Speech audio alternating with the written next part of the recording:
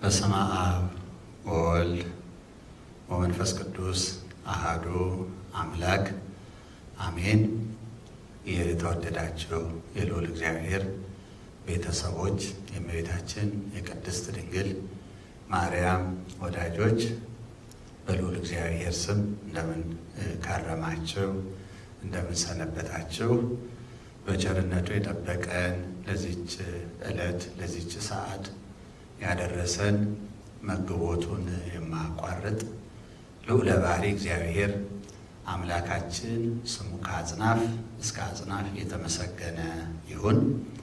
እንኳን ለጌታችንና ለአምላካችን ለመድኃኒታችን ለኢየሱስ ክርስቶስ በዓለ ልደት በሰላም አደረሳችሁ አደረሰን። አሜን። ለሕዝብ ሁሉ የሚሆን ታላቅ የምስራች እነግራችኋለሁ።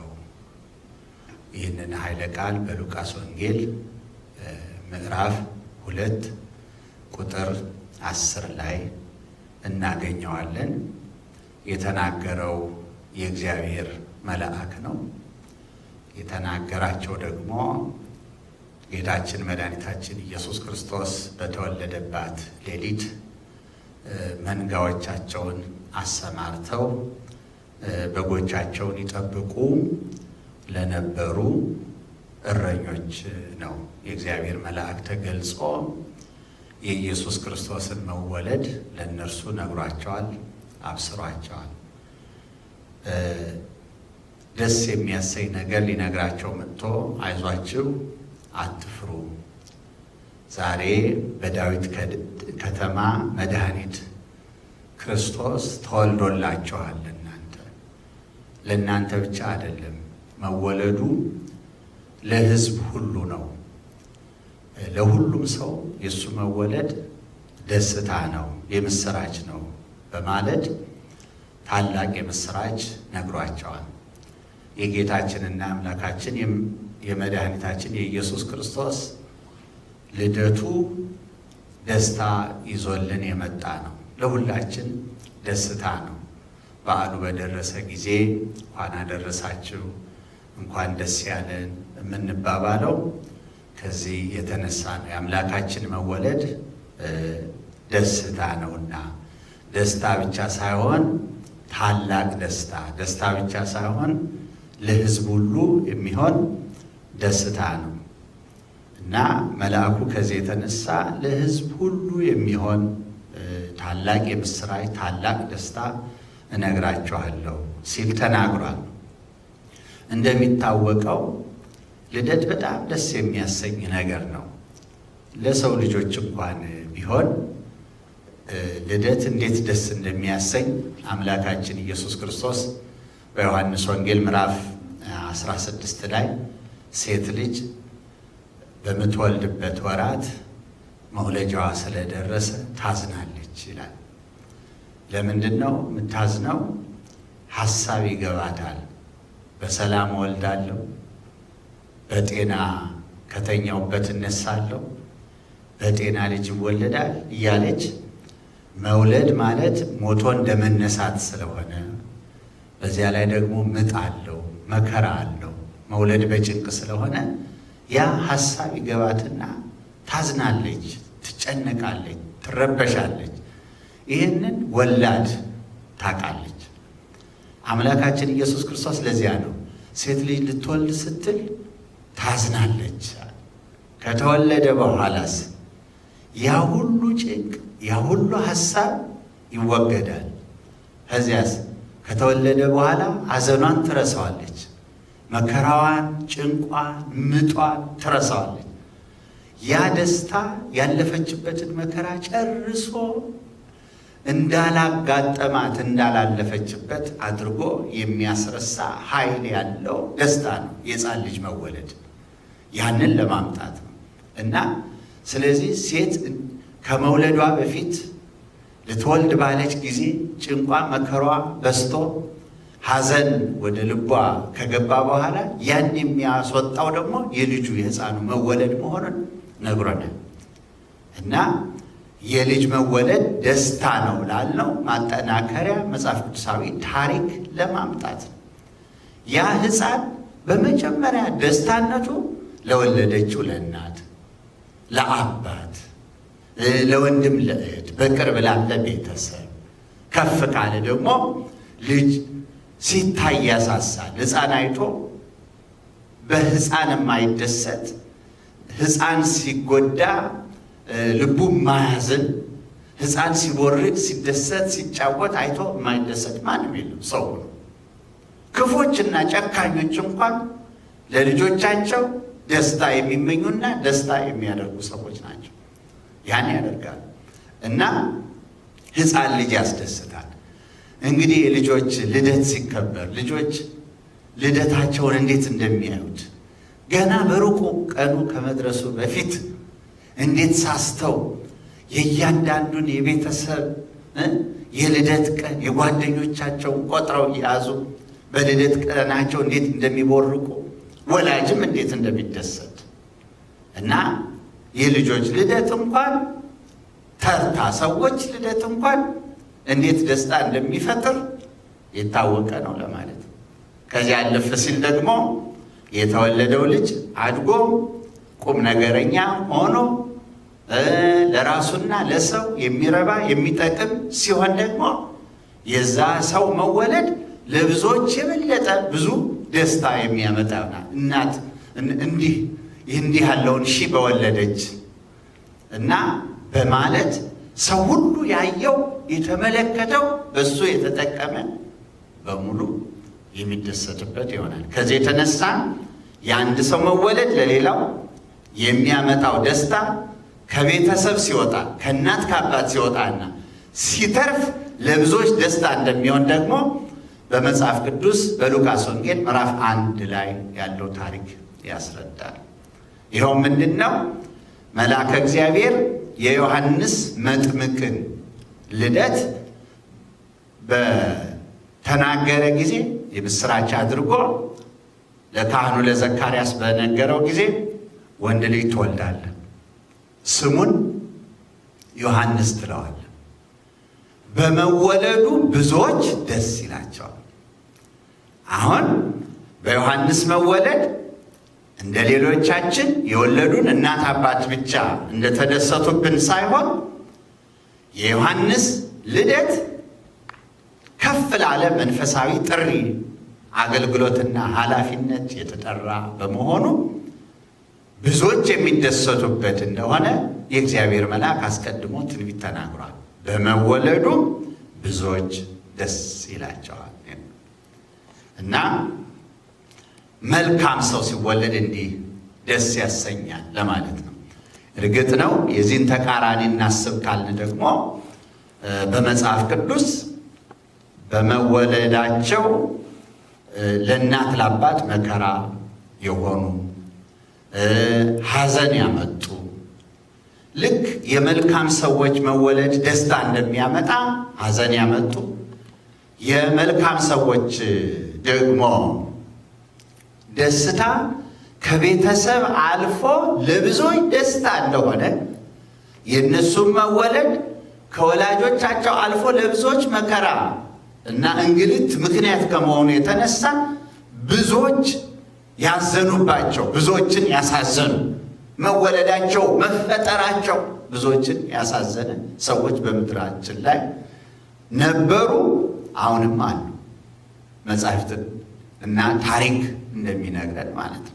እና ለምሳሌ ይሁዳ አንዱ ተጠቃሽ ነው። በማቴዎስ ወንጌል ምዕራፍ 26 ላይ ስለ ይሁዳ ሲናገር ጌታችንና አምላካችን መድኃኒታችን ኢየሱስ ክርስቶስ የሰው ልጅ ስለ እርሱ እንደተጻፈ እንደተነገረ ይሄዳል ማለት ምን ማለት ነው? መከራ ይቀበላል፣ በመስቀል ይሰቀላል፣ ይሞታል።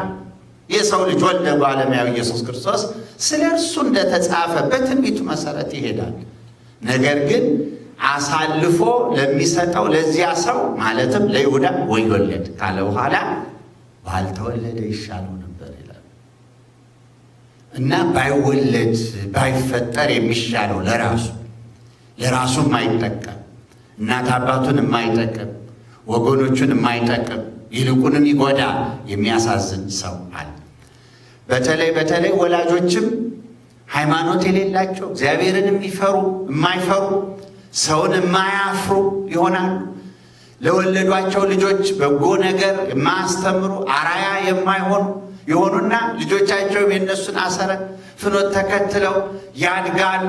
ከዚህ የተነሳ የወላጆች ጠማማ መንገድ፣ ክፉ መንገድ መከተል ለልጆችም የሚተርፍበት ጊዜ አለ እና ለዚያ ነው ዘር ዘይወፅእ እምስካበ ተአዳዊ ሕግ ይከውን ለቅጥቃጤ ወለሙስና። ሕግን ከሚተላለፉ ሰዎች የሚገኝ ዘር የሚወለድ ልጅ ለሐዘን ለጥፋት ይሆናል ተብሎ የተጻፈው። ስለዚህ እንግዲህ ሁለት ወገን ነው ማለት ነው። የሰው መወለድ ደስታ ይዞ የሚመጣ አለ፣ መከራ ሐዘን ይዞ የሚመጣ አለ እና ለዚያ ነው ቅዱሳን አባቶቻችን እናቶቻችን ሳይወልዱ እንኳን ኑረው እግዚአብሔር ዘር እንዲሰጣቸው ልጅ እንዲወልዱ ሲመኙ ልመናቸው ልጅ ስጠን ብቻ አልነበረም። ልጅ ስጠን ብቻ አልነበረም። ልጅ ቢወለድ መልካም ልጅም ክፉም ልጅ ይወለዳልና ለይተው ጠቅሰው አንተን የሚያከብር ስምህን የሚፈራ ሰውን የሚያፍር በጎ ምግባር ያለው የመንፈስ ቅዱስ ማደሪያ የሚሆን መልካም ልጅ የሚታዘዝ የወላጆቹን ቃል የሚሰማ ልጅ ስጠን እያሉ ይማጸኑ ነበር። ከዚህ በዋናነት የምትጠቀስ የቅዱስ አባታችን የአቡነ ተክለ ሃይማኖት እናት እግዚአብሔር ናት። ልጅ ስጠኝ ፍሬ ስጠኝ ብላ ከለመነች በኋላ ግን ነገር ግን አንተን ደስ የማያሰኝ ከሆነ ክፉ ልጅ አትስጠኝ፣ እጹብ ማህፀኔን ዝጋው እንጂ ዘር አትስጠኝ፣ ልጅ አትስጠኝ እስከ ማለት ደርሳ ለምናለች። ይህን በገድለ ቅዱስ አቡነ ተክለ ሃይማኖት ተመዝግቦ ይገኛል ማለት ነው። በጌታችን በኢየሱስ ክርስቶስ ልደት ይህን ሁሉ ያመጣ ነው ያለ ምክንያት አይደለም። የጌታችን የመድኃኒታችን የኢየሱስ ክርስቶስ ልደት እንደ ደጋግ ሰዎች ልደት አይደለም። ደስታ አምጥቶልናል።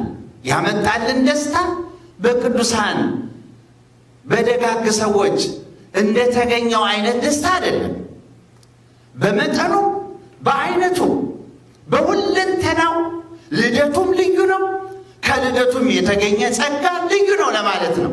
ልጅ ሲወለድ ያስደስታል። እልፍ ካለ ብዙዎችን ያስደስታል። የእሱ ልደት ግን ደስታነቱ ለሰው ሁሉ ነው። ከዚህ የተነሳ ነው በመነሻችን በርዕሳችን ለሕዝብ ሁሉ የሚሆን ታላቅ የምስራች ታላቅ ደስታ ለሕዝብ ሁሉ የሚሆን ዘይከውን ፍስሐ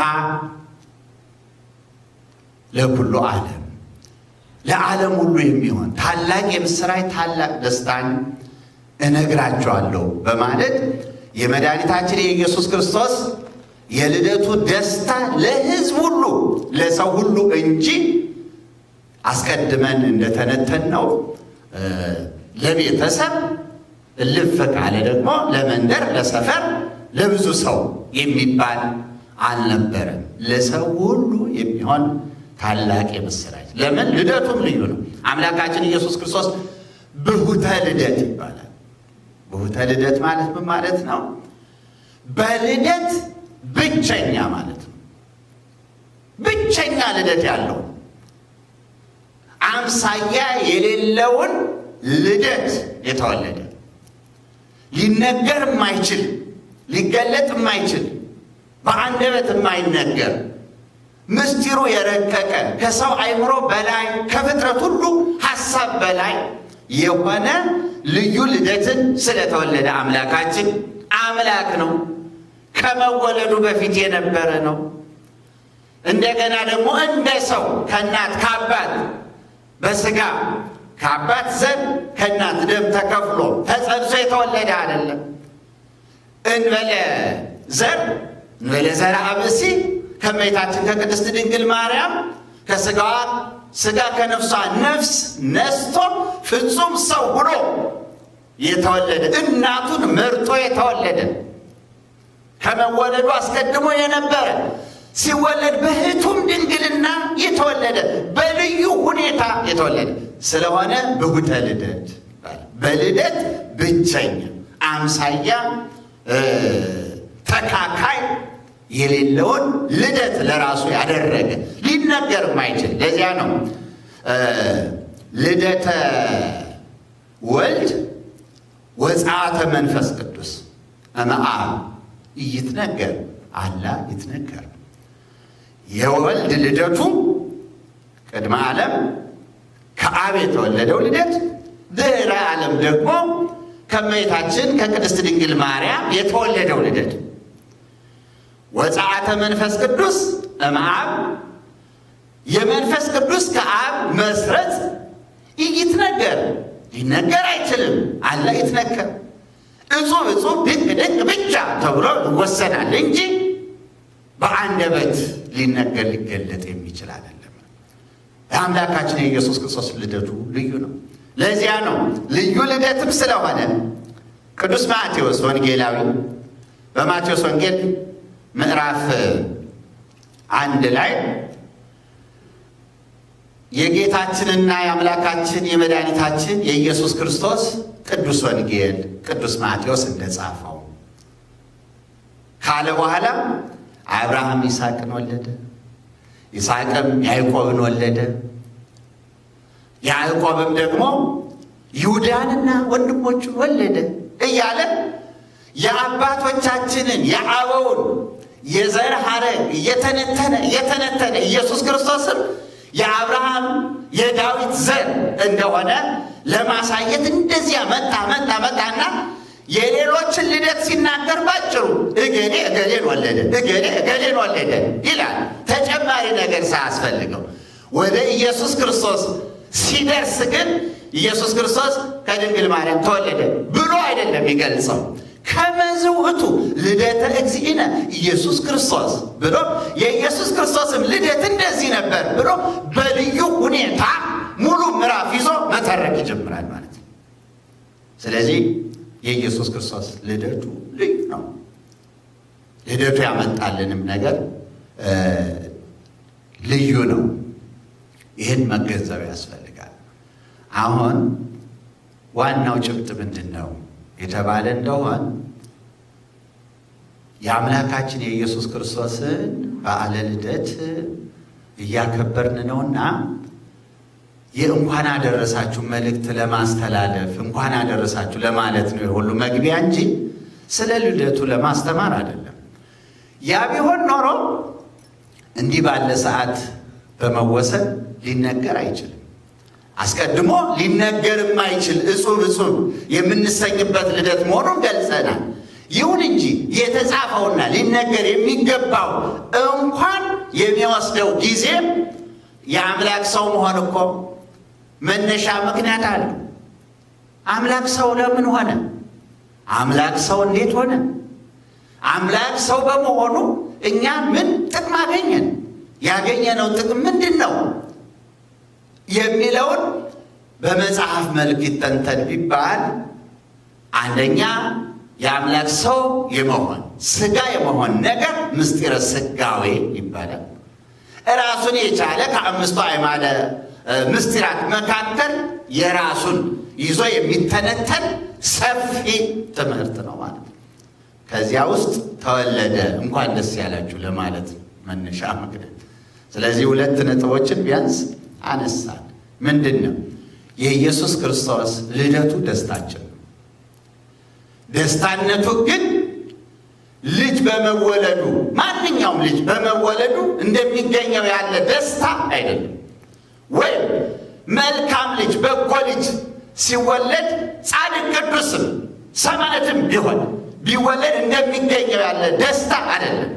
የተወለደው አምላክ ነውና የእሱ ደስታ ፍጹም ደስታ ነው ለፍጥረት ሁሉ የሚለውን ልዩነቱን አጉልቶ ለማሳየት ለብዙዎች የሚሆን ደስታ ነግራችኋለሁ ያለው ቅዱስ መልአክ ስለ ዮሐንስ መወለድ ያው መልአክ ስለ ኢየሱስ ክርስቶስ መወለድ ሲናገር ለሕዝብ ሁሉ የሚሆን ለዓለም ሁሉ የሚሆን ታላቅ የምስራች ነግራቸዋለሁ ብሎ ልዩነቱን ገልጾ ነው የምስራችነቱን የተናገረው ማለት ነው። ይሄ አንድ ነገር እና ፍጹም ደስታ አገኘን። ከዚህ የተነሳ የሰው ልጅ ሁሉ አዝኖ ስለነበረ ነው ልደቱ ደስታን ያመጣል። የሰው ልጅ ከእግዚአብሔር ጋር ሕግ በማፍረስ ምክንያት ተጣልቶ ከእግዚአብሔር ተለይቶ የተሰጠውን ጸጋ አጥቶ ተዋርዶ በመከራ ወድቆ ይኖር ነበር። ያላጣው ነገር አልነበረም። ጉስቁልናው በዝቶ ነበረ። ስለዚህ በሐዘንና በትካዜ ይኖር ነበር። በአንድ ሰው በአዳም የሰው ልጆች ሐዘን በሙሉ ተገልጧል እና በመጽሐፍ የተገለጸው ጌታ ልቡ ያዘንና የተከዘ አዳምን ነፃ ያወጣው ዘንድ ወደደ። ተመልከቱ። ፈቀደ እግዚ ያግዕዞ ለአዳም ሕዙነ ወትኩዘ ያዘንና የተከዘ ልብ ያለውን አዳምን ይላል። ታዲያ አባቶቻችን የአዳምን ሐዘን ደግሞ ሲገልጹ አዳም ሐዘኑ በምን ይገለጣል? አዳም እኮ ሌላ ምንም ሐሳብም ሕሊናም አልነበረው። በሐዘን ተወርሶ በሐዘን ተውጦ ሁለንተናው ሐዘን ሆኖ ይኖር ነበረ በማለት ተናግረዋል። ምን ብለው? አልቦቱ ካልእ ሕሊና ለአዳም ዘእንበለ ብካይ ላዕለ ኃጢአቱ። ስለ ኃጢአቱ ከማዘን ከማልቀስ ከመተከስ በስተቀር አዳም ሌላ ሐሳብ አልነበረው። ሐሳብ ሁሉ ሐዘን ልቅሶ ነበረ በማለት አባቶቻችን ገልጠዋል። እንዲህ ባለ ሐዘን ውስጥ ነበርን ለማለት ነው። በአዳም ተገልጠናል።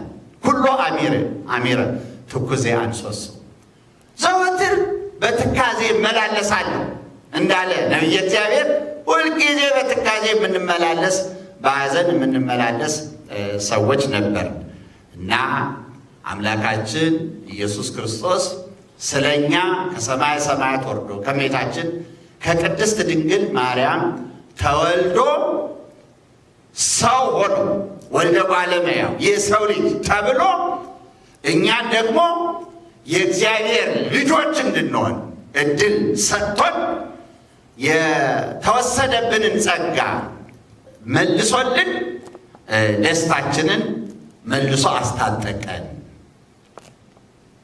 ደስታችንን መልሶ ሐዘናችንን ቀደደ፣ ደስታን አስታጠቀን መልሶ ማለት ነው እና ይሄ እጅግ በጣም ታላቅ ነገር እንደተደረገልን የሚያሳይ ነው። እንግዲህ ወደ እግዚአብሔር ተመለስን።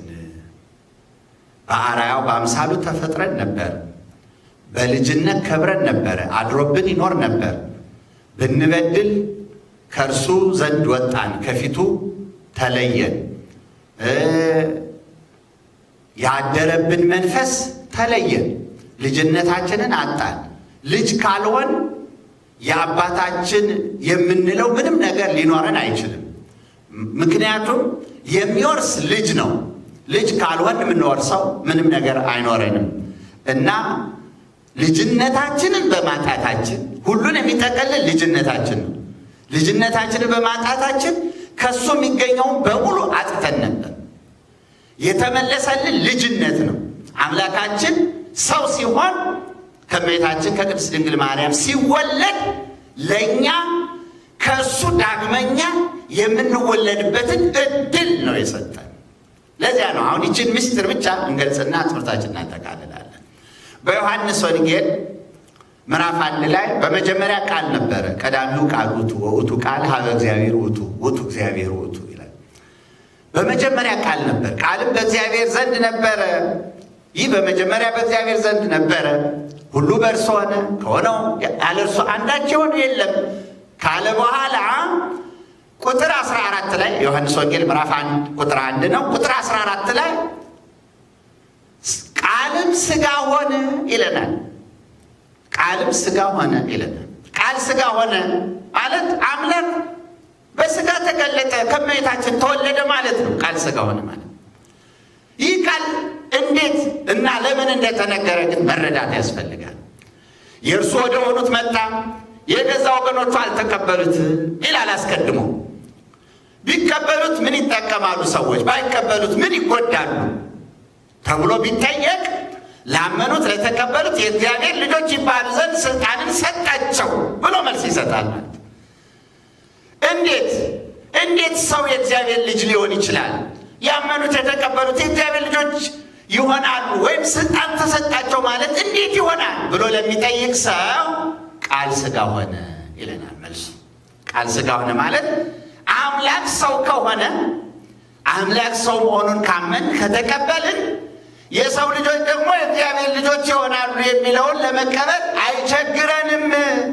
ስለዚህ እኛ የእግዚአብሔር ልጆች እንሆን ዘንድ የእግዚአብሔር ልጅ ወልድ የሰው ልጅ ሆነ፣ ከእመቤታችን ተወለደ።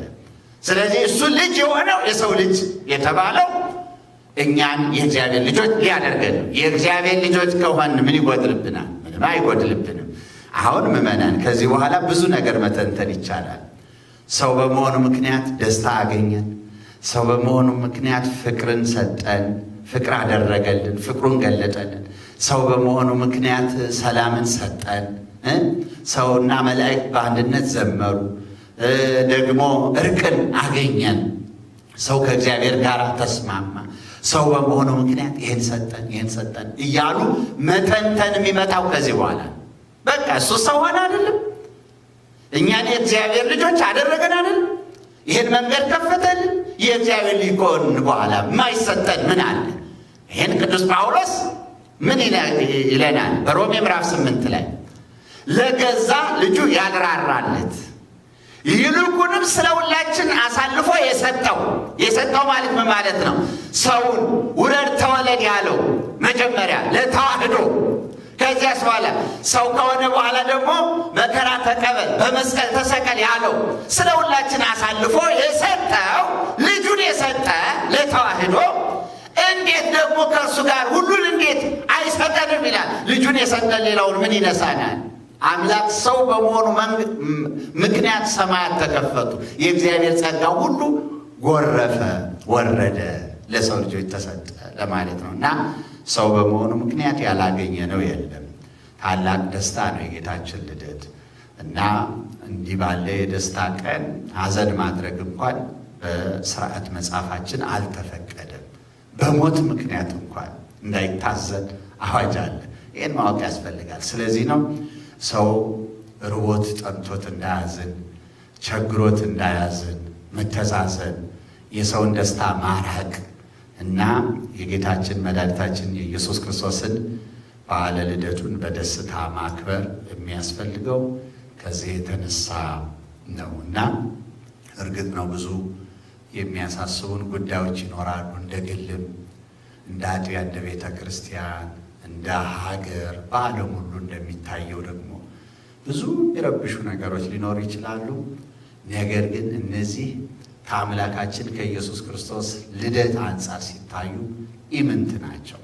ሌላው ሁሉ ትቶ በዓሉን በደስታ ማክበር የሚያስፈልግ መሆኑን፣ የጌታችን ደስታ ደግሞ የሚያመጣው መፍትሄ አለው ራሱ ለሁሉም ለችግራችን ሁሉ እና ሰላምንም ይሰጠናል ሲባል የአፋ ሰላም እንዳይመስለን፣ በጣም ውሳጣዊ ሰላም፣ መረጋጋት፣ መጽናት፣ መታገስን የመሰለውን ሁሉ እንደሆነ መገንዘብ ያስፈልጋል።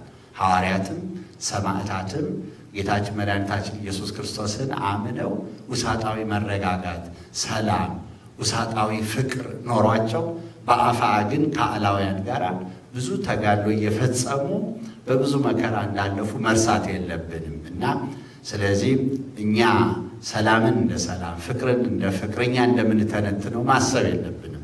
ከፍ ባለ መንፈሳዊ ሕሊና ልናየው ልንመለከተው ይገባል የሚለውን ለማሳሰብ ነው። አሁንም በድጋሚ እንኳን ለጌታችንና ለአምላካችን ለመድኃኒታችን ለኢየሱስ ክርስቶስ በዓለ ልደት አደረሳችሁ አደረሰን። አሜን። የሰማነውን በልቦናችን ጽላት ይጻፍልን።